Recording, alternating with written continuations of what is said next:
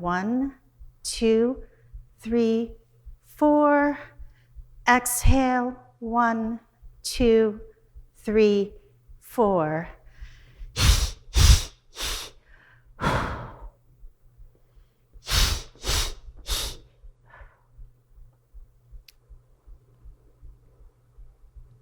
I was in labor for 75 days.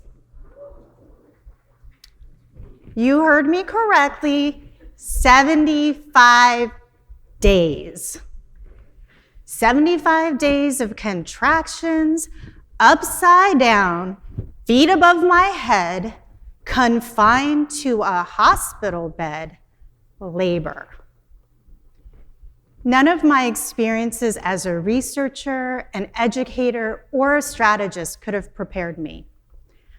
I learned that the energy and drive to do the seemingly impossible requires an innate strength beyond books, what I call your untaught strength.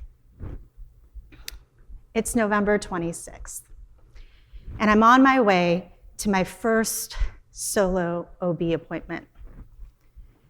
I scan the hallway lined with faded black and white family holiday cards next to vibrant colored photos of smiling cherub-faced babies. I change into a hospital gown, cover my lower half with a thin, crinkled paper drape. I feel cold. My ultrasound starts, and I hear my doctor grumble. You never want to hear a or a huh or a that's interesting. I prefer my doctors to be bored and slightly disinterested. He turns to me and says, "We need to do a full exam." As I slide my feet into these metal stirrups, I feel my pulse quicken, my mind races, tears start forming at the corners of my eyes, and an overwhelming feeling of being alone suffocates me as he pokes and prods. My cervix is shortening, meaning labor is imminent. I'm thinking, but it's too soon. I'm only 19 weeks. He tells me I have two options: try extreme measures or terminate. What would I like to do? Try extreme measures or terminate? What do I want to do?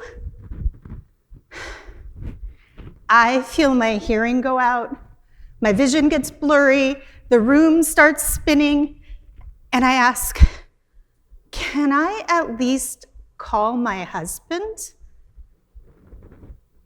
And he says, of course, he'll be back shortly for my answer. I frantically call my husband, no answer, he's presenting to the board. I beg his receptionist to pull him. He calls me back, and I'm sobbing, gasping, trying to explain the unexplainable.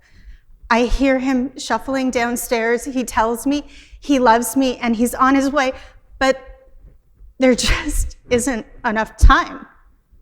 He tells me he trusts me to do whatever is necessary. Whatever is necessary? I hang up. My doctor comes back, and I ask him just one question.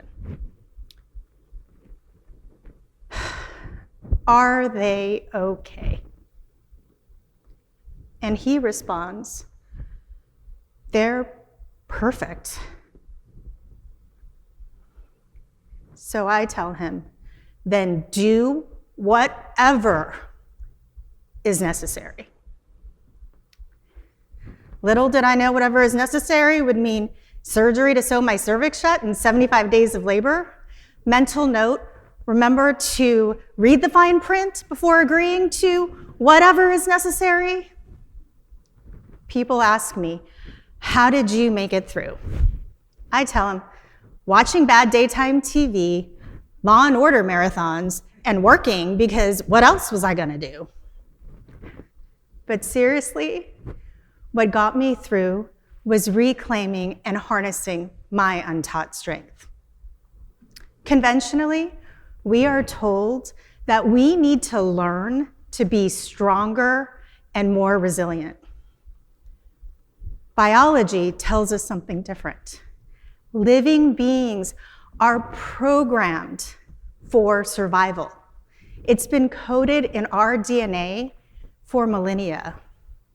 Each of us doesn't need to learn to be stronger and more resilient. Each of you are fundamentally hardwired to be.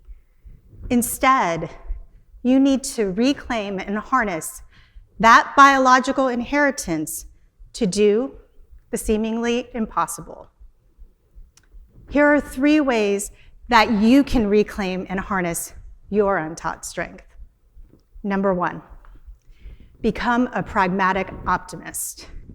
Being optimistic has been called a superpower. Life is hard.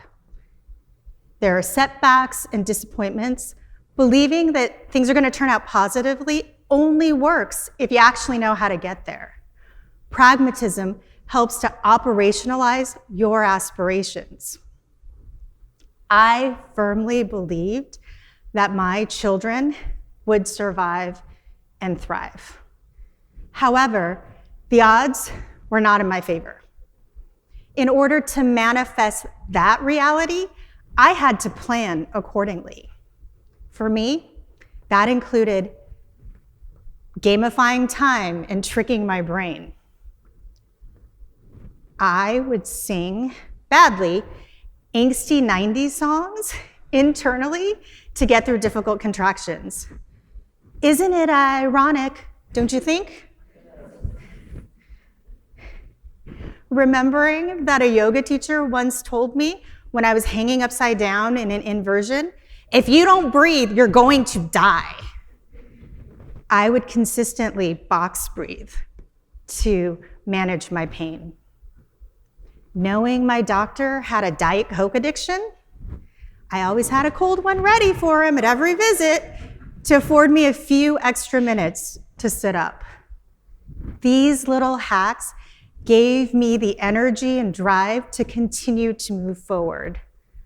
Remember, when you're tackling hard things, believe success is possible, figure out what you need to do to get there and get through it, and then get to work.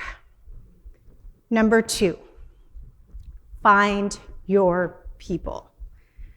It really does take a village. Surrounding yourself with people who cheer you on, fuel your dreams, are those soft landings, and tell you the truth, even when it's difficult, creates an ecosystem of support to help propel you forward. I got through my labor, but I didn't get through it alone. My community showed up. My husband slept on a cot next to my bed every night. My sister and her boyfriend decorated a countdown calendar to celebrate each passing day. My father-in-law surprised me as Santa Claus on Christmas Eve. And the countless messages, meals, and visits from my loved ones gave me the energy and the motivation and encouragement to keep going. Find your people.